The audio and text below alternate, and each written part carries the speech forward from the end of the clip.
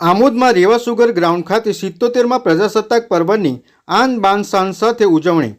ભરૂચ જિલ્લા કલેક્ટર ગૌરાંગ મકવાણાએ ધ્વજવંદન કરી રાષ્ટ્રધ્વજને સલામી આપી. આમોદના રેવા સુગર ગ્રાઉન્ડ ખાતે 77મા પ્રજાસત્તાક પર્વની જિલ્લા કક્ષાની ગૌરવભેર ઉજવણી કરવામાં આવી હતી, જેમાં ભરૂચ જિલ્લા કલેક્ટર ગૌરાંગ મકવાણાએ ધ્વજવંદન કરી રાષ્ટ્રધ્વજને સલામી આપી હતી. ત્યારબાદ ભરૂચ જિલ્લા કલેક્ટરે ખુલ્લી જીપમાં બેસીને પરેડનું નિરીક્ષણ કર્યું હતું.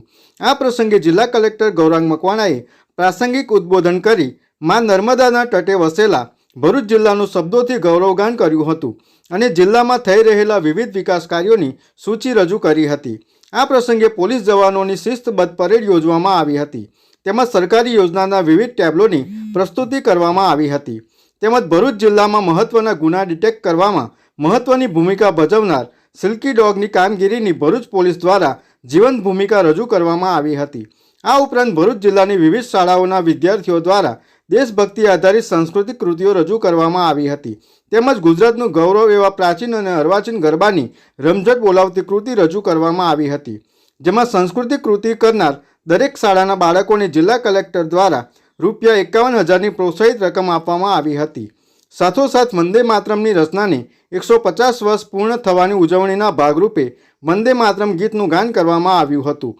આ સાથે સરાહનીય કામગીરી કરનાર પોલીસ અધિકારીઓ, નાગરિકો તેમજ રાષ્ટ્રીય અને રાજ્ય કક્ષાએ રમત ક્ષેત્રે નામના મેળવનાર રમતવીરોનું તેમજ દિવ્યાંગ લોકોનું પણ પ્રશસ્તિપત્ર આપી જિલ્લા કલેક્ટર તેમજ મહેમાનોના હસ્તે સન્માન કરવામાં આવ્યું હતું.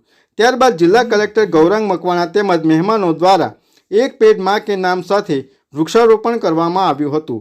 આ પ્રસંગે જિલ્લા પોલીસ અધિક્ષક અક્ષયરાજ, પ્રાંત અધિકારી ડૉક્ટર સુપ્રિયા ગાંગુલી, નાયબ પોલીસ અધિક્ષક PL ચૌધરી, ધારાસભ્ય DK સ્વામી, રમેશ મિસ્ત્રી, રીતેશ વસાવા સહિત આમોદ નગરજનો અને નગરપાલિકા તેમજ તાલુકા પંચાયતના પદાધિકારીઓ અને હોદ્દેદારો મોટી સંખ્યામાં ઉપસ્થિત રહ્યા હતા.